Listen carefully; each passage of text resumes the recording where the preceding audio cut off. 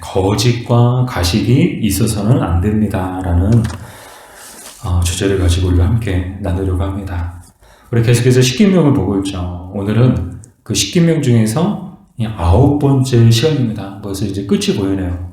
다음 주면 십계명도 끝납니다. 10주에 걸쳐서 우리가 십계명을 하나씩 살펴보고 있죠.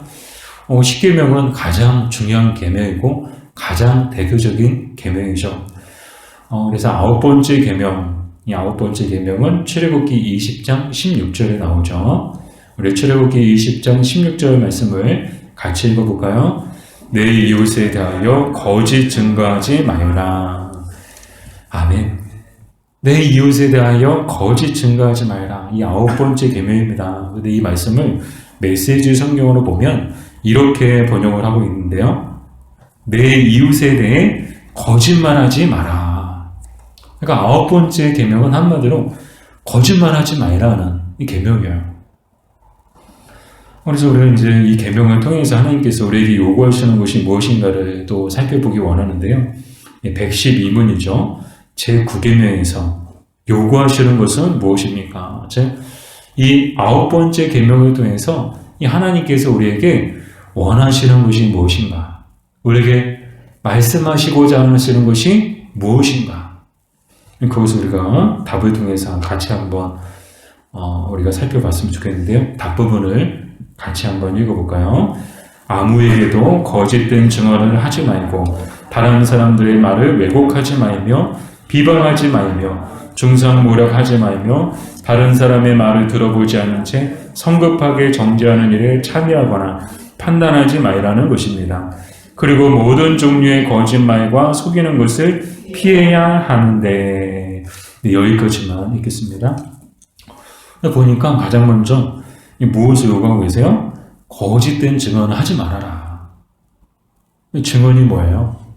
자기가 보고 또 들은 것을 이렇게 많은 사람들 앞에서 고백하는 거죠. 근데 그냥 눈으로 보고 들은 것만 솔직하게 있는 그대로 말하라는 거예요. 이 거짓된 증언은 하지 말라는 거예요. 보지 않았는데, 듣지 않았는데 이것을 마치 본 것처럼, 마치 들은 것처럼 말하지 말아라.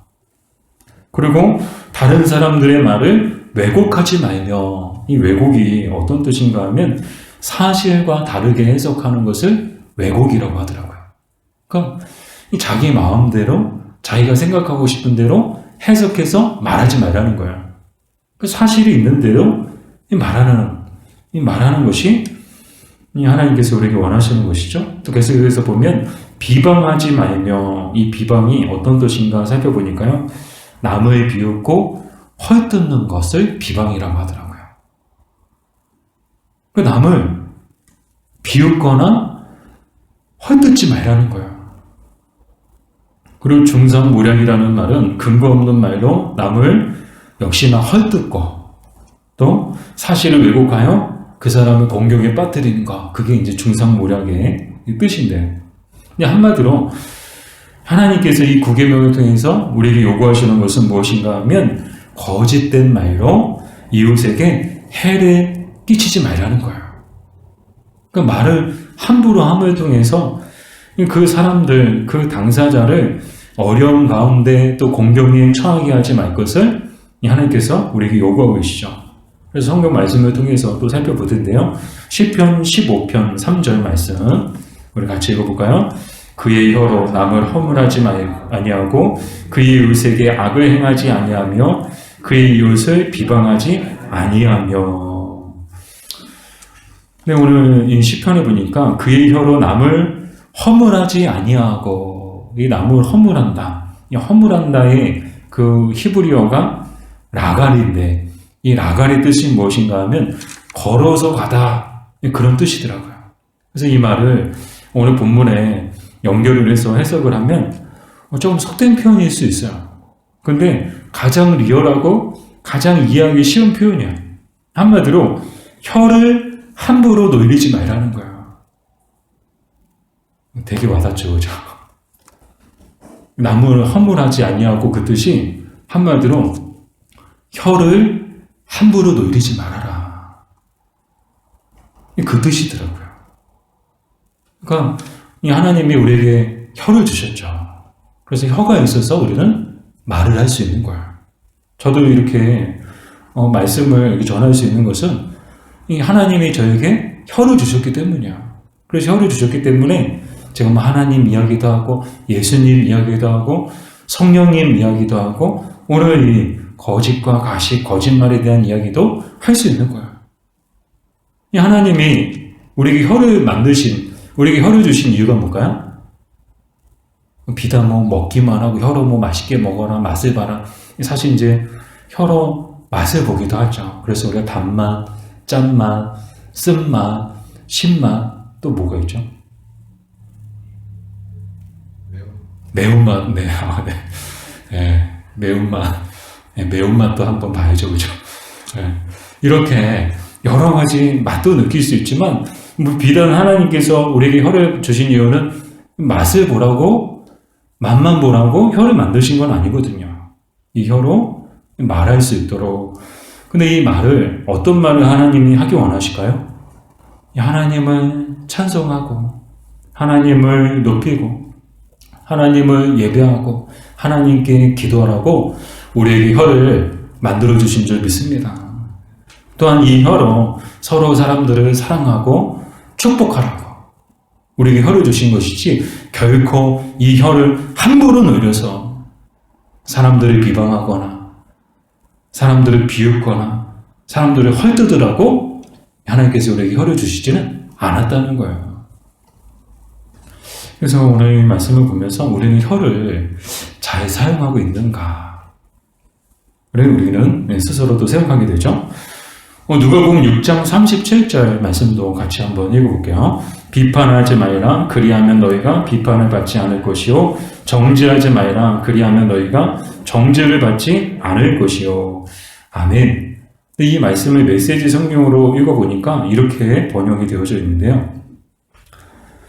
사람들의 흠을 들추어내거나 실패를 꼬집거나 잘못을 비난하지 마라. 너희도 똑같은 대접을 받고 싶지 않거든 말이다. 자, 비판하지 말고 정죄하지 말고, 이 말의 뜻이 어떤 뜻인가 하면 사람들의 흠을 막 들춰내거나 또 실패를 막 꼬집거나 뭐 잘못을 비난하는 것, 그 행위가 결과적으로는 사람들을 비판하고 정죄하는 행위가 되는 것이죠. 근데 이렇게 하지 말아야 될 이유에 대해서도 동시에 같이 나오는데, 왜 그렇다고요? 너희도 똑같이 비판을 받을 것이고 너희도 똑같이 정죄를 받을 것이다. 뭐 그런 예를 저는 많이 들은 것 같아요. 함부로 손가락질하지 마라. 여기 아무도 없으니까 이쪽을 손가락질이겠죠. 우리 함부로 손가락질 참 잘하죠. 뭐 이렇고 저렇고 뭐 이래서 됐냐 저래서 됐냐 저게 뭐냐 이게 뭐냐, 손가락질을 많이 해요. 근데 손가락 하나는 저쪽을 향해 있지만 나머지 4개는 어디를 향해 있을까요? 자기를 향해 있는 거예요. 그러니까 남의 허물은 잘 보이면서도 정작 자기의 허물은 보지 못하는 그런 인간의 어리석은 모습을 우리는 또 이 손가락의 비유를 통해서 또 다시 한번 깨닫게 되죠. 근데 우리가 살고 있는 세상은 어떤가요? 참 냉정해요. 참 무서워요. 뭐 잘못 하나 하면 그거를 물고 들어줘요. 아니 잘못하기만을 기다리는 것처럼 보여줘요. 그래서 그 사람의 약점, 그 사람의 단점, 그 사람의 실수, 그런 것들을 놓치지 않아요. 그거를 물고 물어뜯는 거예요. 서로 막 물어뜯고 막. 정치 보세요. 뭐 우리나라가 완전히 두동강에 나와가지고 서로 막 물어뜯고 난리 났잖아요. 물어뜯을 게 없어가지고 그냥 갈비나 물어뜯지 그냥. 물어뜯을 게 없어가지고 서로 그냥 정치하시는 분들이 왜 그런지 모르겠어요. 서로 그냥 물어뜯어요. 그냥 잘못, 약점, 단점, 실수, 그것을 마치 기다렸다는 것처럼 물고 뜯어지고 막 물어뜯으려고 하고. 사랑 여러분, 우리는 달라야 하는 줄 믿습니다. 적어도 교회 공동체 또 믿는 가정은 그러면 안 되는 거예요. 적어도 우리가 그리스도인이라면 그렇게 살면 안 되는 거예요. 세상은 막 물고 뜯어져요. 막 손가락질해요. 막 잘못을 막 꼬집어요. 근데 우리도 똑같이 그러고 있더라고요. 그러지 말자고요. 우리는 너그러운 사람들이 되었으면 좋겠습니다. 실수할 수 있죠. 뭐 단점이 없는 사람이 어디 있어요? 약점이 없는 사람이 어디 있어요? 실수하지 않는 사람이 어디 있어요? 저는 맨날 실수해요. 맨날 실수. 그냥 우리 성도님들한테 말씀드리기도 창피할 정도로 그런 실수들도 종종 해요. 아주 그냥 너무 창피해가지고 말씀을 못 드리겠어요. 그래서요, 목사님?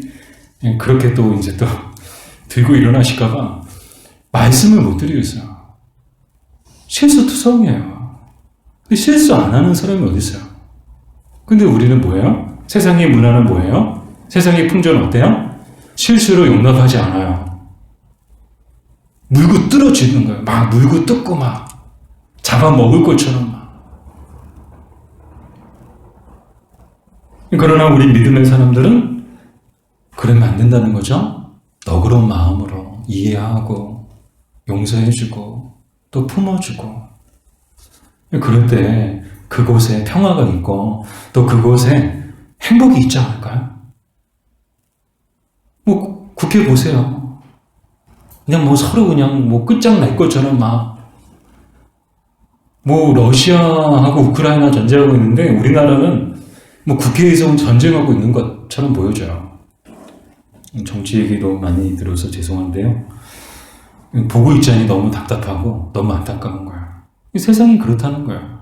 그러나 우리 믿음의 가정, 또 믿음의 교회는 그러면 안 된다는 것이죠. 너그럽게 이해해주고 용서해주고 또 그 부족한 부분이 보일 때 그 부족한 부분을 잘 보완할 수 있도록, 잘 채워갈 수 있도록 우리는 기도해야 하는 줄 믿습니다. 그러니까 우리가 막 고치려고 하고 막 우리가 막 지적질하고 그러지 말자고요. 그래서 기도해 주는 거예요. 잘하는 것, 우리 도리어 세상은 막 잘못한 거, 약점, 단점 그런 걸 막 등쳐내죠. 그러나 교회는 우리 믿음의 사람들은 반대여야 한다고 생각합니다. 그 사람의 좋은 점, 그 사람의 장점, 그 사람의 강점 그런 것들을 막 찾아내서 와 우리 장로님은 참 뜨거우시고 우리 장로님은 참 성실하시고 막 이렇게 장점 얼마나 좋아요. 그러면은요 공동체가 살아나는 거예요. 칭찬은 고래도 춤추게 한다고 그러잖아요. 칭찬 한마디에 고래가 춤을 춘대요. 하나님이 혀를 만드신 이유가 그 이유이지 않을까요? 서로 물고 뜯어지라고 막 혀를 만드셨을까요? 아니요. 축복하고 사랑하고 격려하고 칭찬하고 세워주라고. 지난 날까지 우리가 혀를 혹시라도 함부로 놀렸다면 이제부터는 혀를 함부로 놀리지 않고 혀를 함부로 놀리지 않고 바르게 사용함을 통해서 하나님의 영광을 나타내고 또 사람을 세워줄 수 있는 저와 여러분들 되기를 주님의 이름으로 축복합니다. 자, 이렇게 하나님께서는 거짓된 말로 이웃에게 해를 주지 말 것을 우리에게 요구하고 계시죠? 그걸 왜 거짓된 말로 이웃에게 해를 주지 말아야 되는가? 그 이유에 대한 답이 그 다음 부분에 나오는데요. 같이 읽어볼까요? 그 같은 일은 마귀의 일이며 하나님의 무서운 진노를 초래하기 때문입니다. 자, 그 같은 일이 뭐였어요? 막 비방하고 거짓 증언하고 왜곡하고 중상모략하고 그게 누구의 일이라고요? 마귀의 일이라는 거예요. 마귀의 일. 바꿔 말씀을 드리면 마귀가 좋아하고 마귀가 기뻐하는 일이다라는 거예요. 요한복음 8장 44절 같이 읽어볼까요? 너희는 너희 아비 마귀에서 났으니 너희 아비의 욕심대로 너희도 행하고자 하느니라. 그는 처음부터 살인한 자요 죄리가 그 속에 없으므로 죄리에 서지 못하고 거짓을 말할 때마다 제 것으로 말하나니 이는 그가 거짓말쟁이요 거짓의 아비가 되었습니다. 자, 이 마귀가 한마디로 뭐라고 말씀하세요? 마귀는 거짓말쟁이다. 마귀는 거짓의 압이다. 이 마귀의 특징은 이 거짓이지요, 거짓. 이 마귀는 거짓의 아이콘이에요. 우리는 이 마귀가 얼마나 거짓된 존재고 거짓말을 잘하는가를 이미 에덴 동산에서 목격을 했습니다. 하나님께서 먹으면 반드시 죽는다라고 말씀하셨는데 이 마귀가 어떻게 했어요? 먹어도 안 죽는다고. 그렇게 하와를, 그렇게 아담을 유혹했죠. 거짓말했어요. 그래서 이 마귀는 이 거짓의 원조고 또 거짓의 아비가 되었다라고 말씀을 하고 계시죠. 근데 세상은, 우리가 살고 있는 세상도 보면은요, 온통 거짓과 속임수로 가득해요. 정말 그렇지 않나요? 저는 예전에 이제 선교학회에서 선교지 갔었거든요. 그러면 선교지 가서 또 마지막 날도 그래도 한번 왔으니까 뭐 쇼핑이라도 해야 되지 않겠냐, 뭐 기도해 주신 분들, 뭐 후원해 주신 분들, 뭐 기념품이라도, 뭐 답례품이라도 좀 사가지고 가야 되지 않냐. 그래서 선교사님이 배려해 주셔가지고 이렇게 막 조를 나눠가지고 어떤 재래시장에서 딱 풀어주세요. 그래서 여기서 뭐 이렇게 뭐 기념품 같은 거, 뭐 답례품 같은 거 사시라고. 그러면 이제 막 조별로 흩어져서 막 사는 거예요. 근데 참 재밌어요. 끝나고 돌아왔는데 똑같은 물건을 샀는데 가격이 다 달라. 가격이 다 틀린 거예요. 아니, 똑같은 시장에서 샀는데, 심지어는 똑같은 점포에서 샀는데 가격이 달라요. 와, 거기만 그럴까요? 뭐 우리나라는 안 그런가요? 온통 거짓과 속임수가 가득해요. 서로 속이고, 또 서로 섞고, 속는 줄도 모르고 섞고, 이게 이 세상의 풍조이지 않나요? 어제도 뉴스를 보니까 뭐 영화 기생충의 이야기가 뭐 우리나라에서도 실제로 일어났다고. 그래서 뭐 90몇 명이 적발됐다고 나오더라고요. 막 박사학위, 뭐 무슨 자격증, 뭐 그런 것들을 다 위조를 한 거예요. 그래서 위조된 거를 가지고 뭐 싼 거는 뭐 30만 원부터 시작해서 비싼 거는 몇백만 원까지 해가지고 이거를 이제 위조를 해가지고 그거로 이제 막 취업하고 그거로 막 대학 들어가고 그랬다는 거야. 그래서 90몇 명이 적발이 됐대요. 이 세상이 온통 거짓과 속임수로 가득합니다. 그러나 사랑하는 여러분, 우리는 달라야 하는 줄 믿습니다. 우리 그리스도인들은 거짓과 속임수로 사람들을 대해서는 안 된다는 거예요. 우리가 거짓과 속임수로 대하지 말아야 되는 또 하나의 이유는 요한계시록 21장 8절 말씀 때문인데요. 우리 요한계시록 21장 8절 말씀을 같이 읽어볼까요?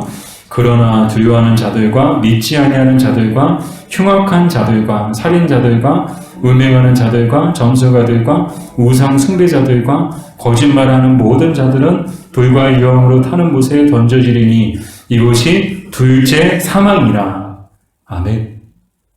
둘째 사망이 뭐예요? 영원한 죽음을 뜻해요. 첫째 사망은 육체적 죽음을 뜻하고 둘째 사망은 영원한 죽음. 우리는 영원한 생명을 잘 알고 있죠. 영생에 대해서 우리에게는 익숙하죠. 근데 영생만 있는 것이 아니고 둘째 사망, 영원한 사망도 있다는 거예요. 어떤 사람들이 영원한 사망에, 영원한 죽음에 처하게 되는가? 나오죠? 어떤 사람들, 첫 번째는 두려워하는 자들. 근데 이 두려워하는 자들, 뭐 두려움을 느끼는 사람들은 다, 그러면 영원한 둘째 사망을 맞이하게 되는가? 이거는 그냥 문자적으로는 두려움을 이야기하는 것이 아니고, 이 문맥상 어떤 두려움을 말하는가 하면요, 그리스도를 믿음으로써 당하는 핍박과 환난을 두려워하는 자들. 즉, 그리스도의 고난에 동참하지 않는 자들은 둘째 사망에 처하게 된다는 거예요.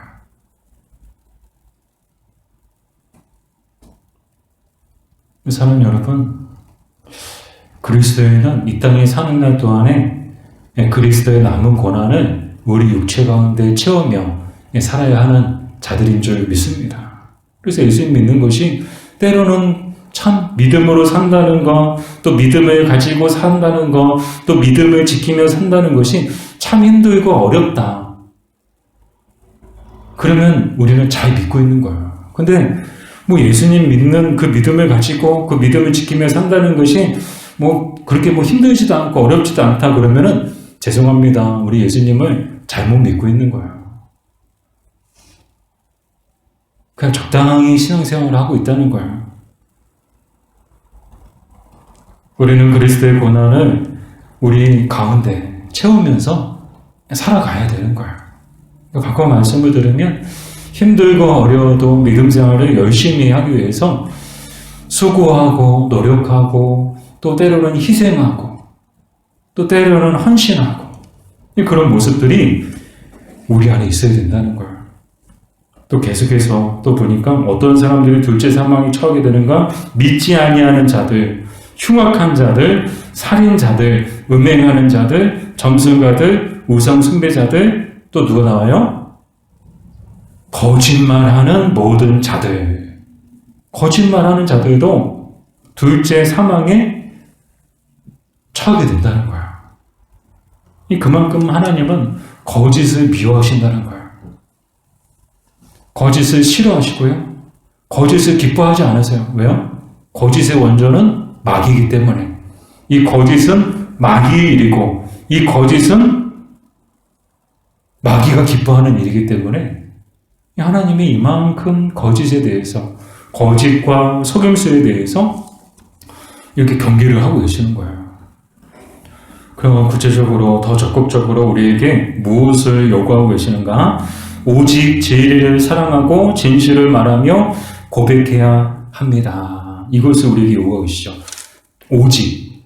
그러니까 오직이 뭐예요? 뭐 다른 거 말고 오직 진리만을 사랑하고 진실만을 말하며 고백할 것을 우리에게 요구하고 계신다는 거예요. 에베소서 4장 25절이죠. 같이 읽어볼까요? 그런즉 거짓을 버리고 각각 그 이웃과 더불어 참된 것을 말하라. 이는 우리가 서로 지체가 됨이라. 아멘.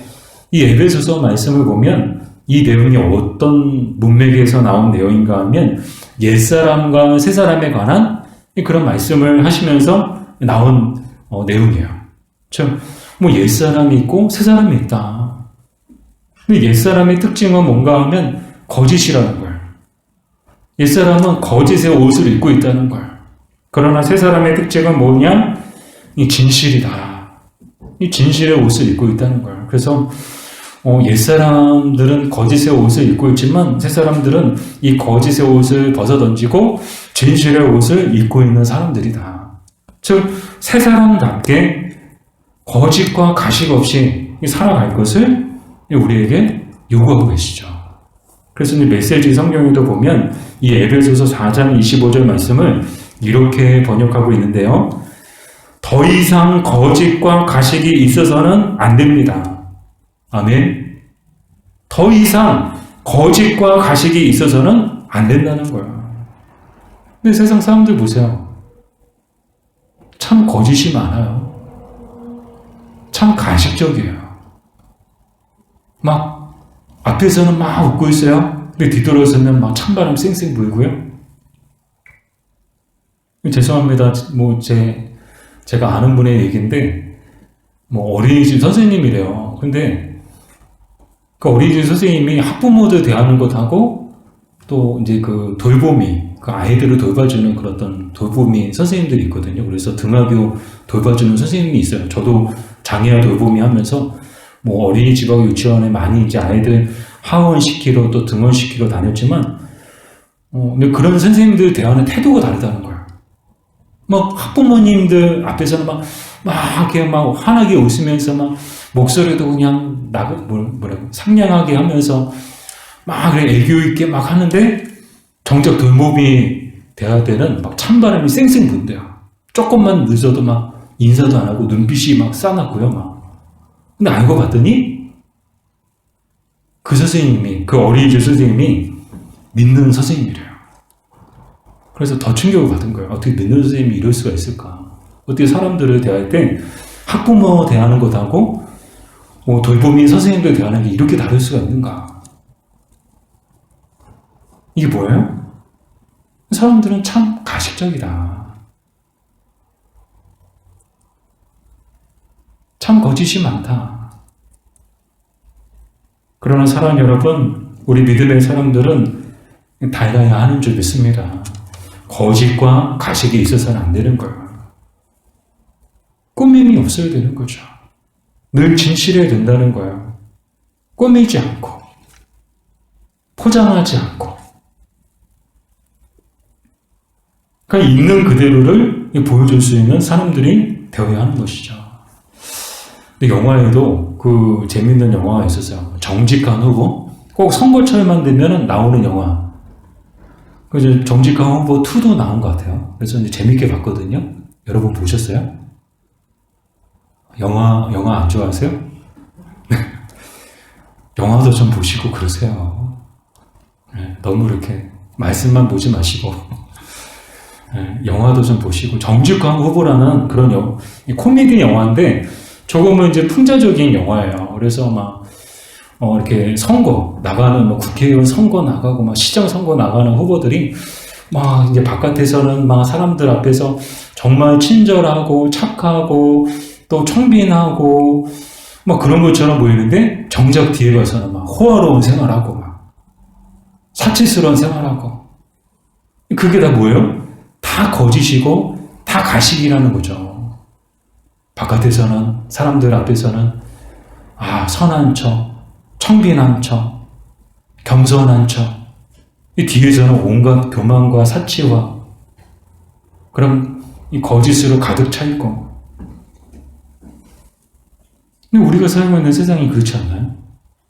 때로는 우리의 모습 속에서도 그런 비슷한 모습들이 있지 않나. 우리 믿음의 사람들은 겉과 속이 틀리지 않았으면 좋겠어요. 그냥 겉도 속도 그냥 다 똑같았으면 좋겠어요.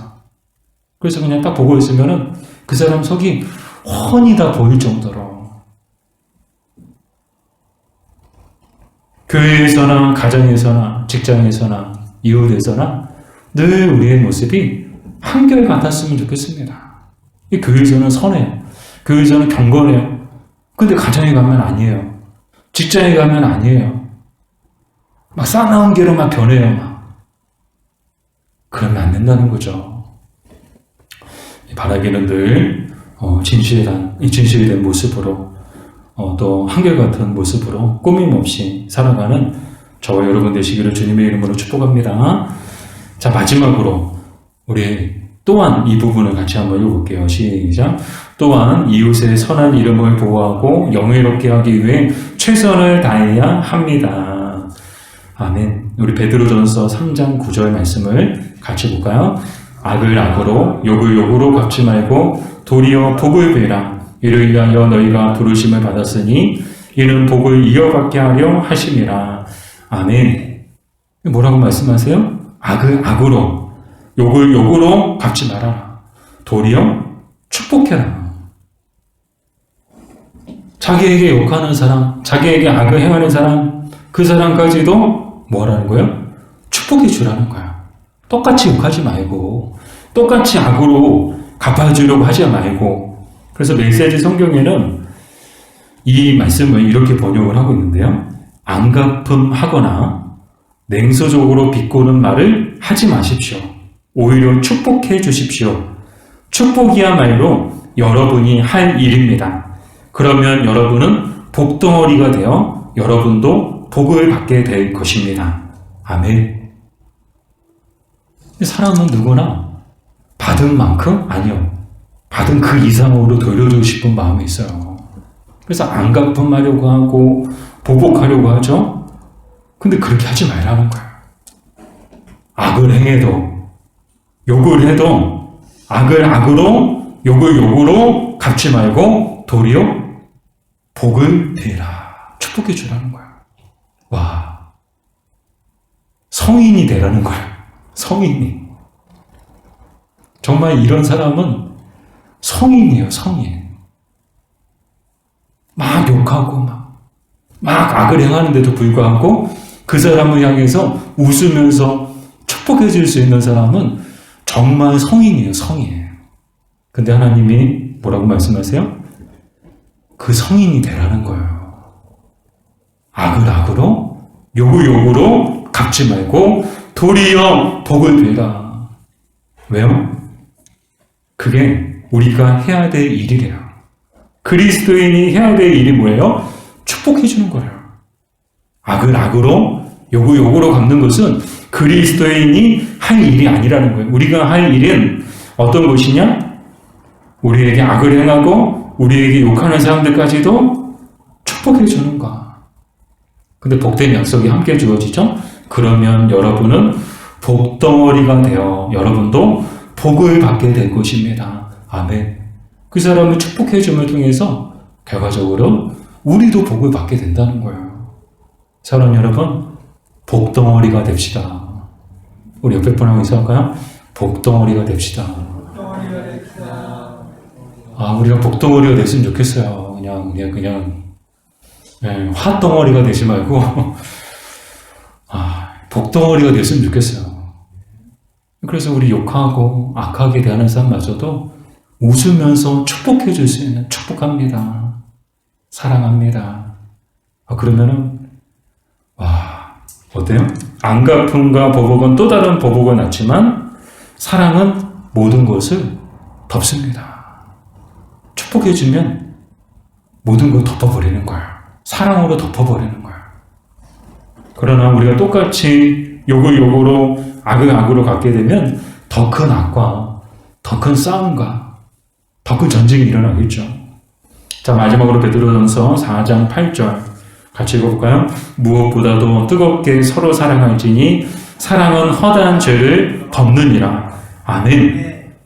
자, 우리 십계명에서 하지 마라 이렇게 그런 말씀들이 많이 있죠. 결국에는 무엇을 우리에게 요구하고 계시는가 하면 사랑할 것을 우리에게 요구하고 계시는 거예요. 사랑하라는 거예요. 사랑하면 이웃에 대해서 거짓말할 수가 없죠. 사랑하면 그 사람의 단점과 그 사람의 잘못과 그 사람의 실패를 들춰낼 수가 없죠. 막 헐뜯을 수가 없는 거예요. 그러니까 왜 우리가 어떤 사람의 잘못과 또 실수와 또 약점들을 막 들춰내고 막 물어뜯는 거예요? 결국에는 사랑하지 않기 때문이다라는 거예요. 사랑하면 그럴 수가 없는 거예요.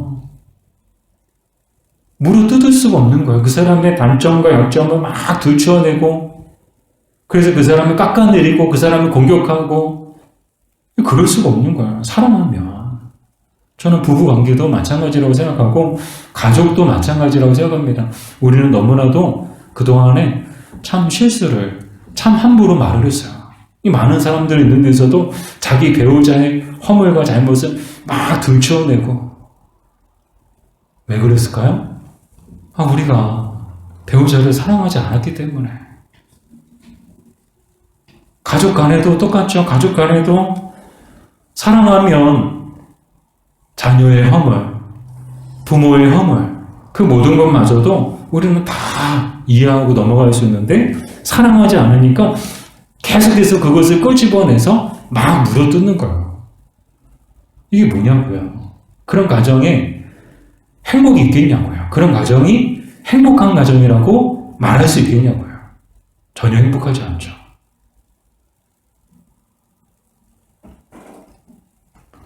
그런 걸 물어뜯는 건 세상에서 물어뜯는 것으로 족한 거예요. 세상은 원래 그런 거예요. 그러나 우리 믿음의 가정은 또 믿음의 공동체인 교회는 그러면 안 된다는 거예요. 그럼 세상과 다를 게 없는 거예요. 집에 들어가도 행복하지 않고요. 교회 와도 행복할 수 없는 거예요. 교회 와도 실수했다면 막 그거를 끄집어내서 막 그걸 막 물어뜯고 막 그 잘못을 막 들춰내고 그러면 그 사람이 다음 주에 교회에 또 오겠냐고요. 자기의 부끄러움과 자기의 실수가 다 드러났는데. 그래서 교회는 알면서도 그냥 눈 감아주고 알면서도 그냥 이해해주고 그런 곳이 교회가 되어야 하지 않을까요? 그런 교회가 되어야 하지 않을까요? 자, 결과적으로는 하나님께서 우리에게 원하시는 것은 사랑할 것을. 근데 사랑할 때 어떻게 사랑하라고요?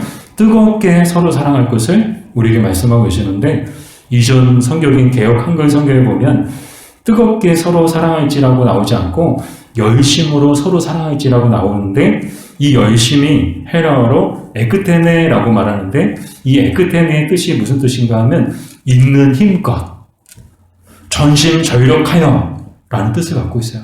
그러니까 서로 사랑하는데 어떻게 사랑하라고요?